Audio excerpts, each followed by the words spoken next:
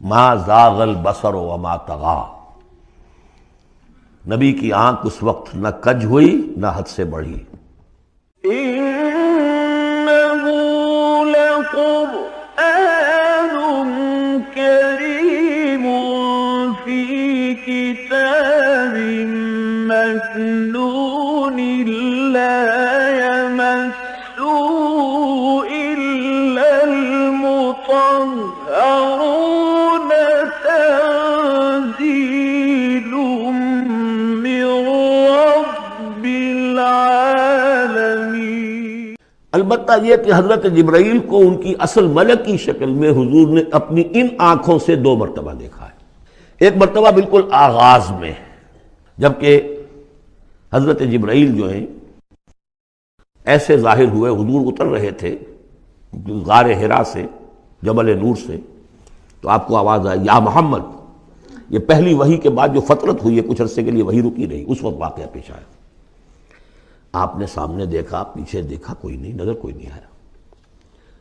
پھر تھوڑی دیر آپ چلے گئے، شاید مجھے کوئی دھوکہ لگا ہے، ایسی میں نے سنا ہے، کوئی آواز نہیں تھی۔ پھر آیا یا محمد، پھر دیکھا 2-3 مرتبہ کوئی نظر نہیں آیا، کچھ خوف سا محسوس ہوا۔ تیسری مرتبہ یا محمد، تو اچانک حضور کی نگاہ اوپر اٹھی، تو حضرت جبرائیل فرشتے کی جو اصل شکل ہے اس میں وہ تھے افق پر، اور پورا افق بھرا ہوا تھا اس سے۔ تو اصل ملک کی صورت میں حضرت جبرائیل کو حضور نے اس وقت دیکھا، اور ایک دیکھا ہے پھر عند سدرۃ المنتہا، شب معراج میں، جب ساتھ آئے ہیں لے جانے کے لیے انسانی شکل میں تھے۔ کوئی سواری بھی ایسی تھی جس کو کہ براق کہا جاتا ہے، وہ بھی محسوس شے تھی، لیکن یہ کہ جہاں انہوں نے کہا 7ویں آسمان پہ جا کر کہ بس اب آگے میری گنجائش، اب آگے آپ کو اکیلے جانا ہے، اس سے آگے اگر میں گزرا میرے پر جل جائیں گے، بے سوز تجلا بے سوزت پرم، اگر یکسر منہ برتر پرم، اگر میں نے اب اس سے آگے ایک بال برابر بھی میں آگے بڑھا تو میرے پر جل جائیں گے، تب آگے آپ کا کام۔ اس وقت بھی وہ ان کی اصل شکل میں ظاہر ہوئی حضرت جبرائیل علیہ السلام۔ ما ضل صاحبکم وما غوا، تمہارے یہ ساتھی ہے لوگوں، یہ محمد نہ بہکے ہیں اور نہ بے راہ ہوئے ہیں، نہ بھٹکے ہیں۔ وما ينطق عن الهوى، اور یہ جو کچھ کہہ رہے ہیں اپنے جی سے نہیں کہہ رہے، خواہش نفس سے نہیں کہہ رہے، ان هو الا وحی یوحی، نہیں ہے یہ مگر وحی جو ان کی طرف کی جا رہی ہے۔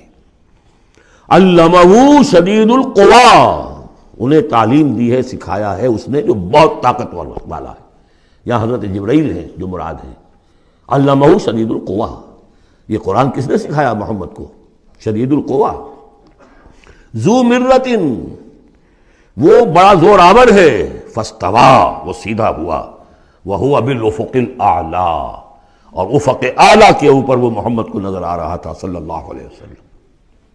ثم دنا فتدلی، پھر ذرا نیچے کو لٹکا، قریب آیا، فکان قاب قوسین او ادنیٰ، اور پھر وہ اتنے قریب آ گیا کہ جیسے 2 کمانوں کا فاصلہ ہو یا اس سے بھی قریب۔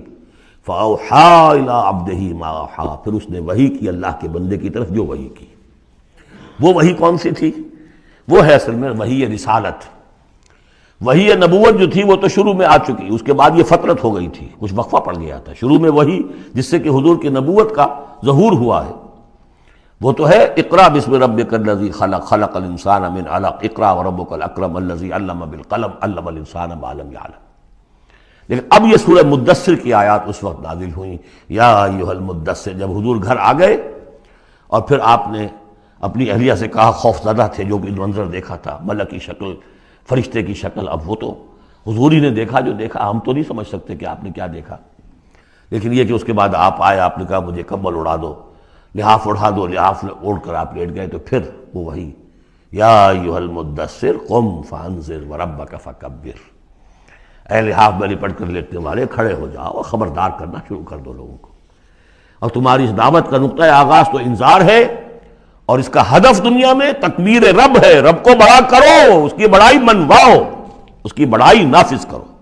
اس کا نقشہ کھینچا گیا ہے۔ علمہ شدید القویٰ ذو مرۃ فاستویٰ وہو بالافق الاعلیٰ ثم دنا فتدلی فکان قاب قوسین او ادنیٰ فاوحیٰ الی عبدہ ما اوحیٰ ما کذب الفؤاد ما رأى،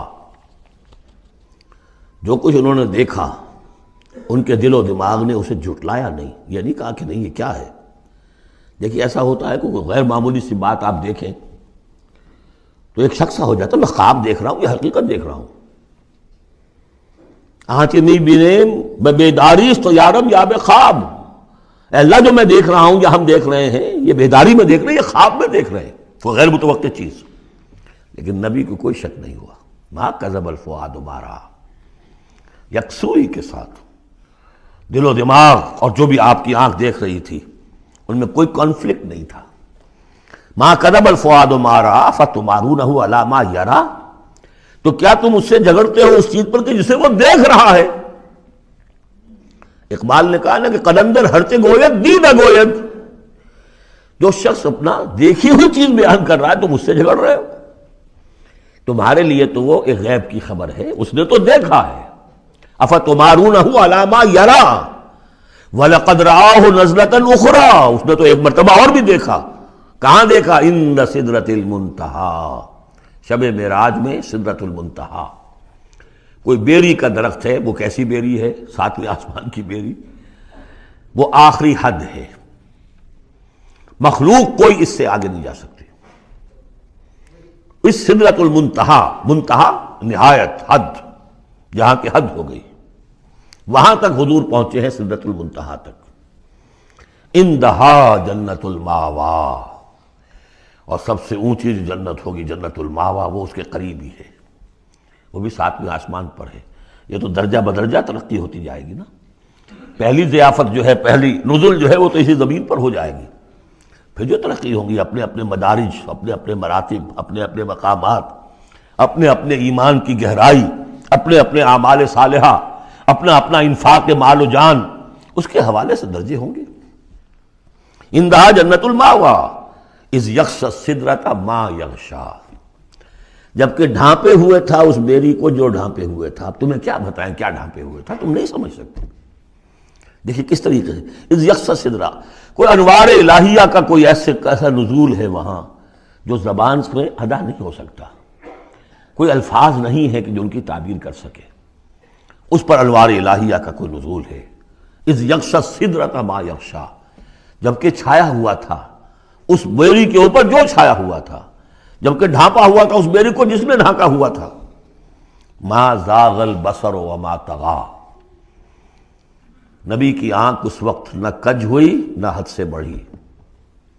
یہ دو انتہائیں ہوتی ہیں، ایک تو یہ کہ آپ کسی انٹینس لائٹ کو فیس نہ کر سکے تو نگاہ ہٹائیں گے آپ، یا جھپک لیں گے، فیس نہیں کر سکتے اگر آپ میں ہمت نہیں، استعداد نہیں ہے۔ نبی کا ظرف اتنا تھا کہ ان انوار الہیہ کا براہ راست مشاہدہ کیا ہے، اور نگاہ آپ کو ادھر ادھر کرنے کی ضرورت پیش نہیں آئی۔ لیکن طغا ایک حد ادب بھی ہوتا ہے جس سے آگے انسان کو نہیں جانا چاہیے۔ نگاہ جو ہے اس نے بے ادبی کی روش بھی اختیار نہ کی۔ علامہ اقبال نے، واقعہ یہ ہے کہ اس آیت کو میں نے سمجھا علامہ اقبال کے ایک شعر سے، اور اکثر و بیشتر لوگ نہیں سمجھ سکے اس آیت کو۔ ذوق و شوق کے نام سے جو ان کی نظم ہے بال جبریل میں، وہ میرے نزدیک ان کے شاعرانہ جو ان کی استعداد ہے اس میں بلند ترین نظم ہے وہ، جہاں تک پیغام ان کا جو ہے امت مسلمہ کے لیے، اس کے لیے ابلیس کی مجلس شورا، وہ کلائمیکس ہے، اور وہ ہے بھی ان کے آخری زمانے کی نظم ہے، سن 36 میں انہوں نے کہی ہے۔ اس کے بعد تو بیماری اتنے رہے ہیں، بہت کم اشعار کہے ہیں، لیکن اس میں ذوق و شوق میں ایک شعر ہے، عین وصال میں مجھے حوصلہ نظر نہ تھا، عین وصال میں مجھے حوصلہ نظر نہ تھا، گرچہ بہانہ جو رہی میری نگاہ بے ادب، میری نگاہ بے ادب بہانہ تلاش کرتی رہی کہ میں مشاہدہ براہ راست کروں، حالانکہ عین وصال ہے اس وقت، لیکن یہ کہ میرے اندر حوصلہ نہ تھا کہ میں حسن کا براہ راست مشاہدہ کر سکوں۔ عین وصال میں مجھے حوصلہ نظر نہ تھا، گرچہ بہانہ جو رہی میری نگاہ بے ادب۔ یہاں ان دونوں چیزوں کے برعکس بات ہے جو اقبال اپنے بارے میں کہہ رہا ہے۔ میں تو بے ادب بھی ہوں، اور میں تو چاہتا تھا کسی طریقے سے حد ادب سے تجاوز کر کے دیکھوں، لیکن میرے اندر تو حوصلہ نہیں تھا۔ محمد میں وہ حوصلہ تھا، دیکھا ہے، براہ راست دیکھا ہے، نگاہ جما کر دیکھا ہے، لیکن ایک حد سے تجاوز نہیں کیا، حد ادب کے اندر رہے۔ ما زاغ البصر وما طغى لقد رأى من آیات ربہ الکبریٰ، دیکھا انہوں نے اپنے رب کی عظیم ترین آیات کو۔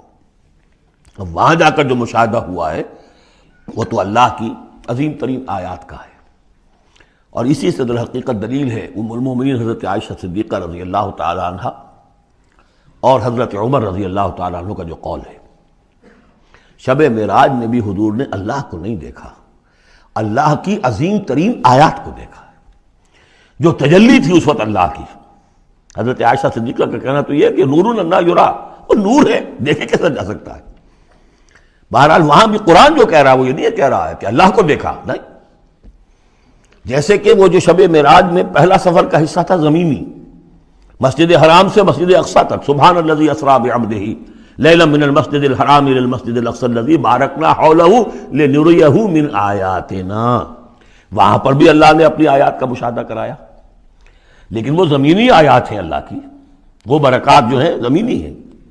یہ تجلی جو ہو رہی ہے یہ ہو رہی ہے اس سدرۃ المنتہا پر، آخری حد ہے، مخلوق کی آخری حد ہے۔